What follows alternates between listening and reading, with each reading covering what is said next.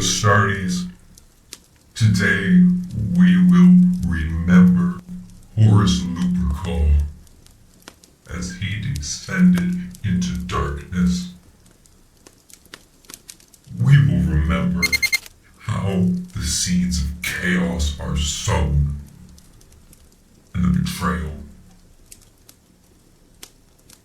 of Lorgar Aurelian. We will remember how Horus's corruption should come to pass in the opening days of his rebellion. We will remember Istvaan V and the Dropsite Massacre. And we will remember the triumphant beginnings of treachery in Horus's heresy.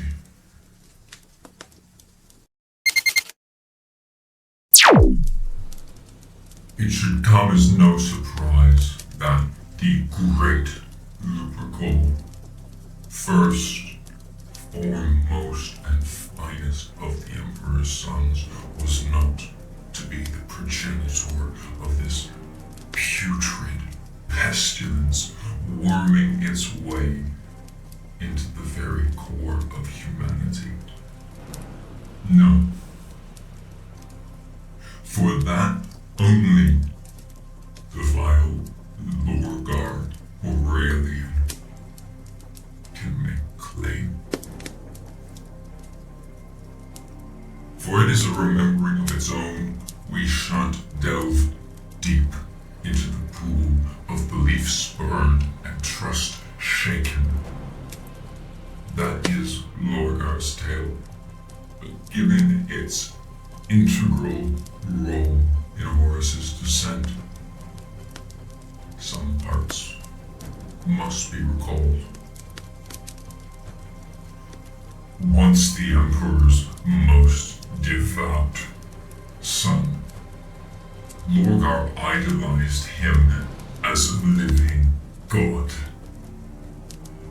deifying him, proclaiming and proselytizing his divinity across each new world the word bearers brought into imperial compliance. Think this no boon, for the Emperor certainly did not. Given the increased efforts and time required to completely convert a conquered planet to their fanatical beliefs, the word bearers progressed at a glacial pace compared to their brother legions in the Great Crusade. This, combined with the direct contradiction of Lorgar's preaching with the Emperor's imperial truth, the two things raised the ire of their lord, such that he felt Lorgar needed to be brought back in line with his ideals and properly rebuked. Enlisting the skills of one of his most exemplary sons, Robute Gilliman, and his Ultramarines Legion, to be the instrument of his censure, the Emperor commanded they should embark to the world of Kor, a planet brought into imperial compliance some 6 Terran decades earlier. The Ultramarines were to raise capital of Monarchia to the ground. For you see, the word bearer is called Monarchia, perfect city. Of all the Imperium's domains, Monarchia was the most dominated by cathedrals and monuments and statues in his likeness, celebrating the Emperor, idealizing him, and enshrining him as a god. With Monarchia ground to dust, the entirety of the Word-Bearers Legion, some 100,000 strong, alongside Lorgar himself, were called still smoldering ruins of their city, he commanded them to kneel, knees in the very ashes of their once perfect city, the symbol of all they believed and all that was their success. As they knelt in the cinder, the Emperor explained to his Astartes how they had failed both himself and humanity. A series of events were to follow, better left remembered for another time, but suffice to say, bereft of his guiding light, belittled from his progeny, and infused with an incandescent rage at his brother Rabute. Lorgar was perfectly pliable for the festering influences of chaos gods. Even Lorgar, in this state, had to be led to chaos, rather than seeking it himself. He was influenced by the secret devotees in his legion, the first chaplain and his first captain, Erebus and Corpheron. Together they embarked with the 1301st Expeditionary Fleet to what would become known as the Collegia system. There he undertook what would be remembered as the pilgrimage of Lorgar, from which he would emerge as the first of the Emperor's sons, tainted by chaos. And from here, 4 decades of schemes, machinations, plots, lie behind the false facade of the word bearers reborn. They approached the Great Crusade with a newfound zeal. The word bearers brought new worlds into imperial compliance at a rate before unthinkable, but where the worlds they had brought before were worlds of devotion and adoration for the Imperium, now there were planets crumbling, crippled, on the brink of extinction. And this was a part of their new strategy, to corrupt each world the ways of chaos as they went.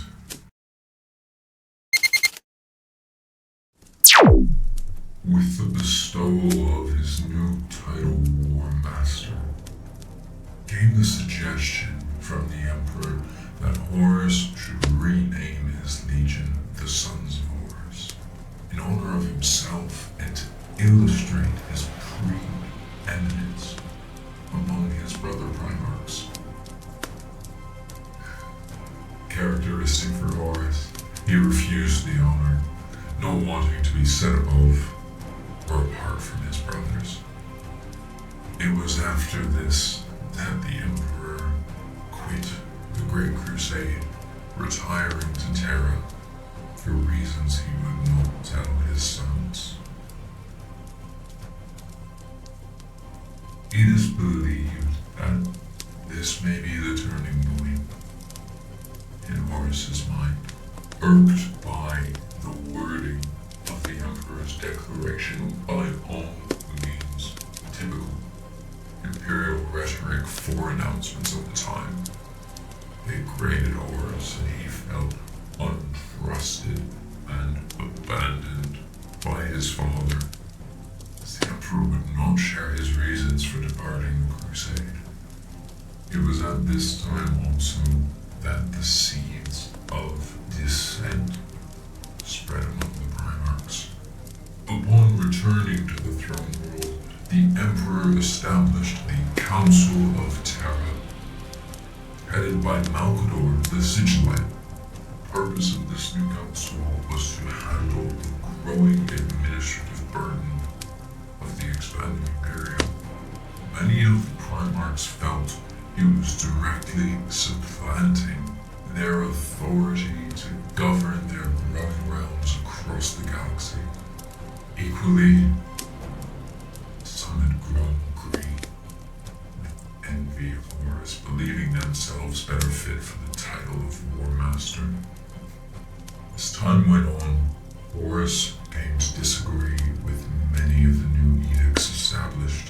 Worse yet, Horus began to believe that he was failing his father,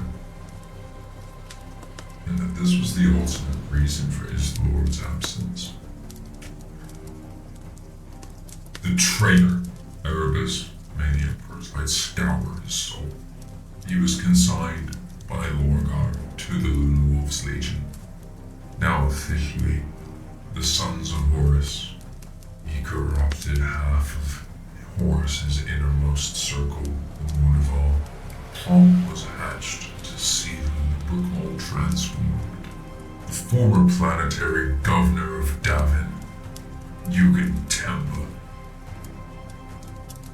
he revolted against the Imperial rule.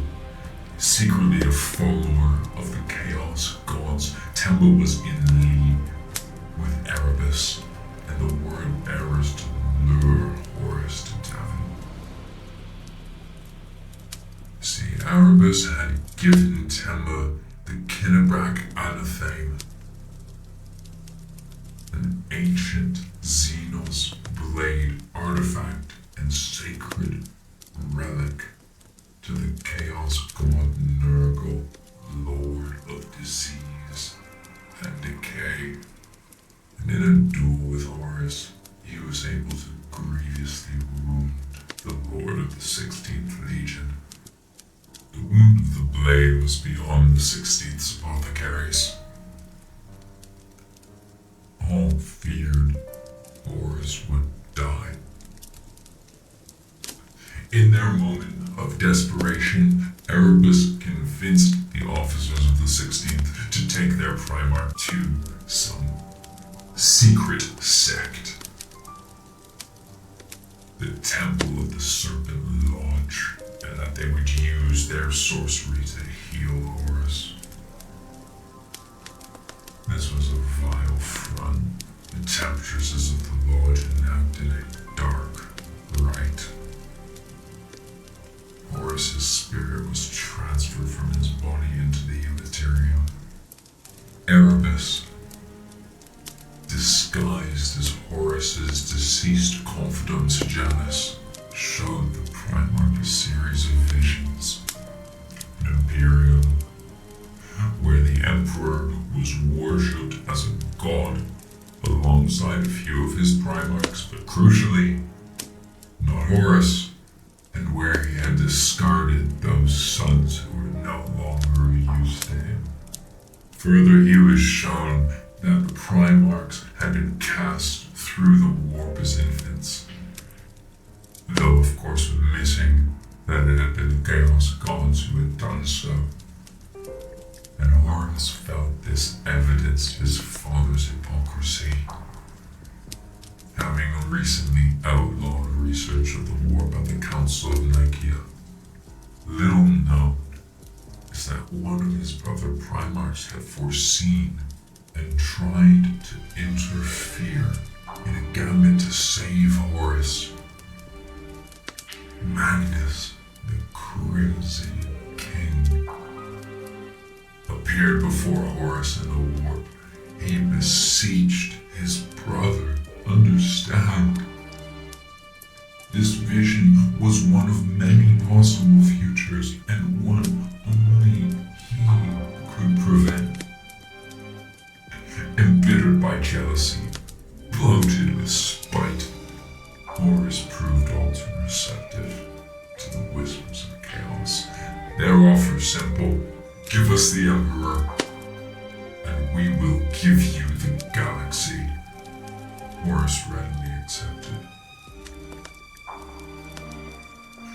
The four Chaos Gods together healed him of his wounds and imbued him with their vile magics. Horus was now enthralled by the ruinous powers. Initially, Horus succeeded in swaying some of his brothers. Angron, ever filled with volcanic vitriol, brought his world eaters to corn. Fulgrim, seduced by the allure of perfection and pleasure, capered with the Emperor's children to Slanesh. And Mortarian, delivered with his death guard into the clutches of their new master Nergal unknowingly. One of Horus's earliest acts of deceit was committed upon the Emperor, summoning Magnus back to Terra to stand trial. Magnus being the only Primarch, save Lorgar, aware of Horus's corruption at this point, but still loyal to the Emperor. He had used his sorcerer's powers to project an astral form of himself through the warp to the throne world, so that he might warn the Emperor. The Emperor initially refused to believe, and so accused Magnus of being the traitor. He sent Leman Russ to be Magnus's jailer, but en route, Horus deceived Russ, convincing him to launch an all-out assault on the world of Prospera where the Thousand Suns dwelt, an action that would ultimately be known as the burning of Prospera. Subsequently, it led to the relocation of the Thousand Suns to Tzeentch's planet of the sorcerers in the warp. Next came Istvaan V. In direct contempt of the Emperor, and long corrupted by the seductions of Slaneshi cultists, the planetary governor, Vardis Prawl, declared independence from the Imperium and flaunted his practicing forbidden sorcery. Unbeknownst to the Emperor, he sent Horus to quell this rebellion, but only furthered the arch-traitor's early ambitions. Horus identified the units within the Traitor Legions who would never turn against the Empire. And under the guise of dispatching an invasionary force down to Istvaan III's surface, he deployed each of these to the planet, the Astartes, alongside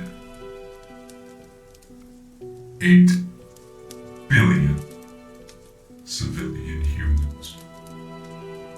On the doomed world were immediately bombarded with virus bombs, an imperial biological weapon of mass destruction. An incredibly virulent pathogen engineered by the Imperium called the Life Eater virus, capable of infecting every living cell and organism on the planet, from micro to macro organisms. It causes the cells to undergo violent lysis, whereby the membrane ruptures and disintegrates. Melting would be a more apt verb. Today we remember this time as the Istvaan III atrocity. Critically, in spite of the near total destruction of Istvaan III and the subsequent ground invasion by the Traitor Legions to eradicate the few remaining survivors, a contingent of loyalists escaped. Upon the Imperial frigate the Eisenstein, it would ultimately reach the Sol system and warn the Emperor of the encroaching invasion. Much of Horus's success throughout his campaign to the throne world was due to well-laid foundations.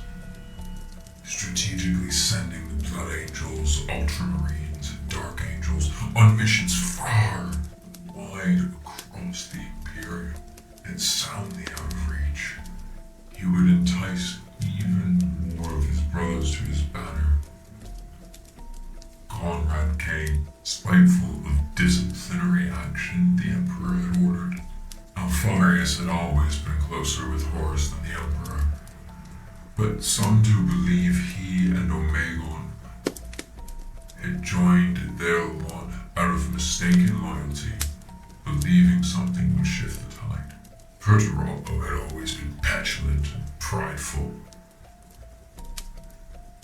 he was most easily swayed in contrast against his rival Dorn.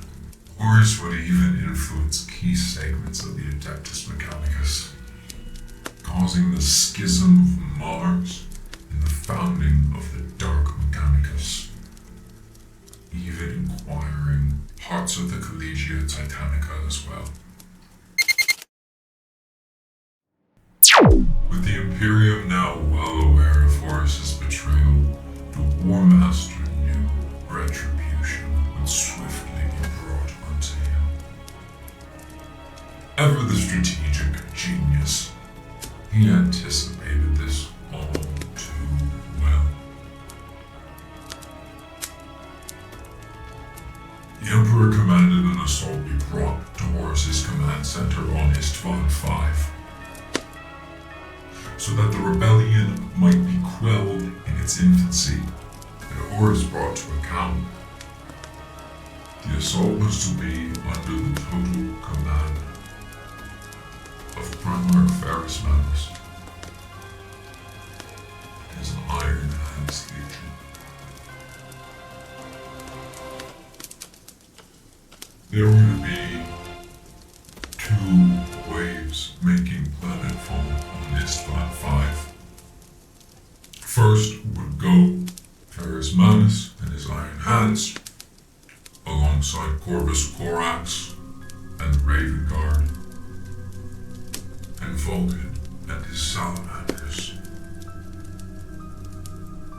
After securing the drop site, a larger reinforcement contingent would arrive.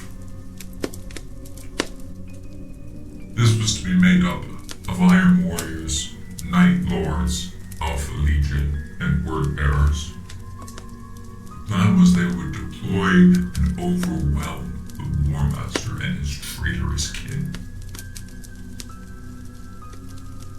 Unbeknownst to the Loyalist forces, their doom was written long before the first drop pod crashed into the sands of the Lupercal Depression. Horus's poison had already seeped into the minds of Proto-Rabo, Conrad, Kurz, and Alfarius, and as we know, Lorgar had long been false. The initial wave fought valiantly and indefatigably. It pushed back the Traitor Legions in what we can now see was no more than a duplicitous masquerade. It pulled the Iron Hands and Ferrus Manus far out of position. He was beset by rage at the corruption of his brothers, his closest friend, Faulkner. The Loyalists had the upper hand, but they were scattered.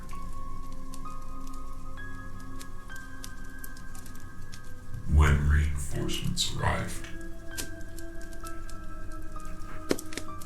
Vulcan and Corax led their respective units back to the burgeoning bulwarks being erected by the Iron Warriors around the landing zone.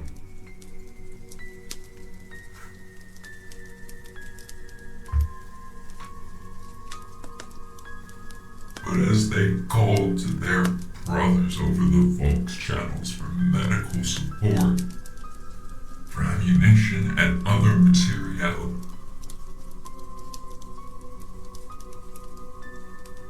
they were met with a strange silence. Atop the ridge of the Lupercal Depression stood rank upon rank, tens of thousands of Astartes, fresh, unbloodied from the day's dark work.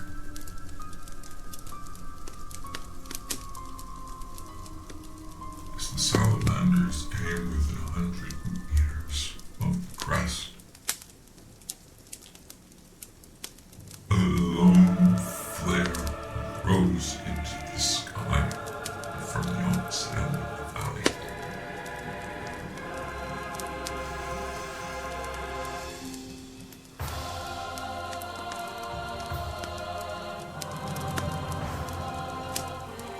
so their doom had done. As the flare cast vermilion light on the valley below, it was met with the illuminating roar of thousands of bolters, las cannons, plasma grenades, and all manner of arms that the great legions of Astartes would bring to bear before the end of the first volume.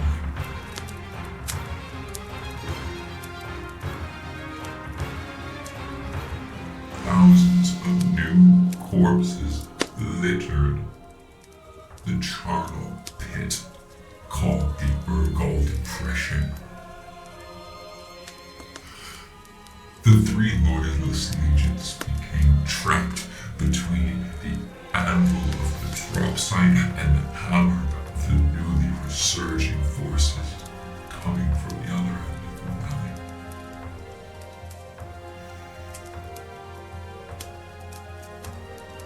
Imperial historians do not record completely what transpired from here.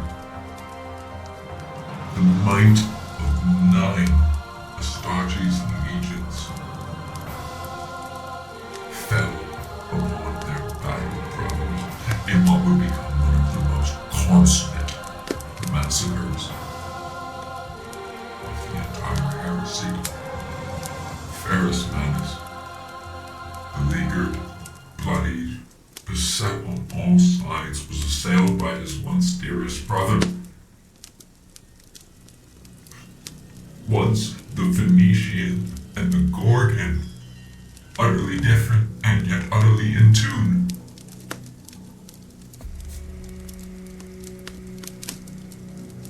Fulgrim fell upon him, loaded with the powers of Slaanesh, and made good his promise to return the Gorgon's head to Horus.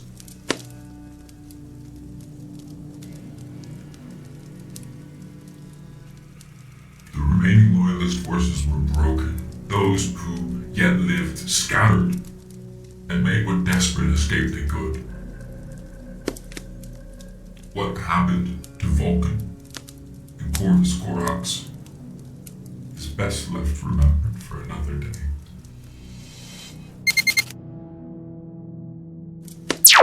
It is said once the killing stopped, the corpses of the loyalists were piled into midden heaps and burnt. The skies of Istvaan V shone a burnt orange, reflecting the light of 10,000 pyres below.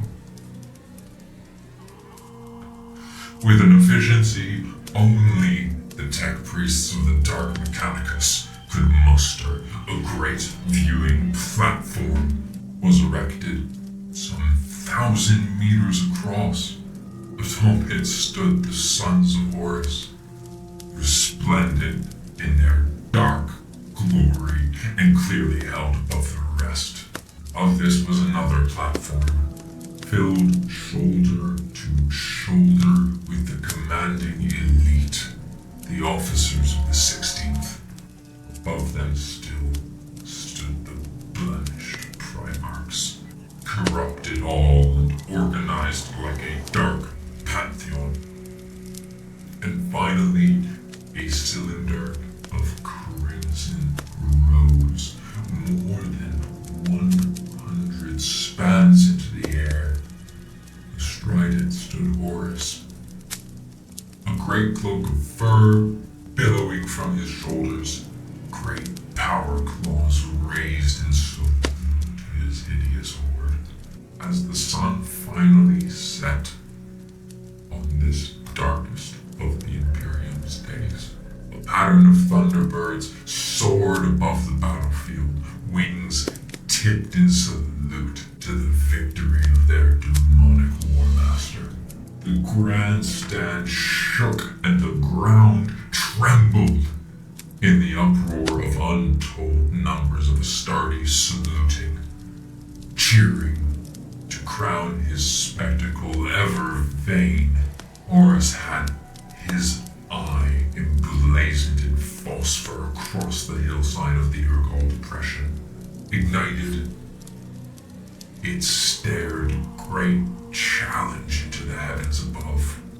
baleful glance of flame, screaming to the galaxy, "We are coming!" The ashes of the dead fell like snow. Raised into a frenzy, the triumphant traitors cried, screamed, and cheered, "Hail Horus! Hail Horus! Hail Horus!"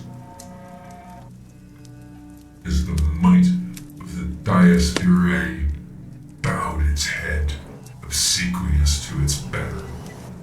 Through the night, the pound of feet and the salvo salutes of the heavy artillery sent tremors through Istvaan V. It was to be the greatest, and far from the last, of Horus's victories. And so we weave our way through time to the crescendo of Horus's tale.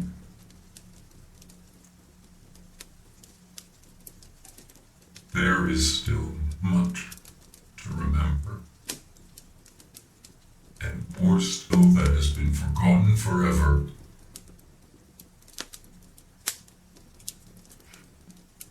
The blackness of Horus's betrayal would snuff out suns. Trillions would yet die before the catastrophic conclusion of this sad story.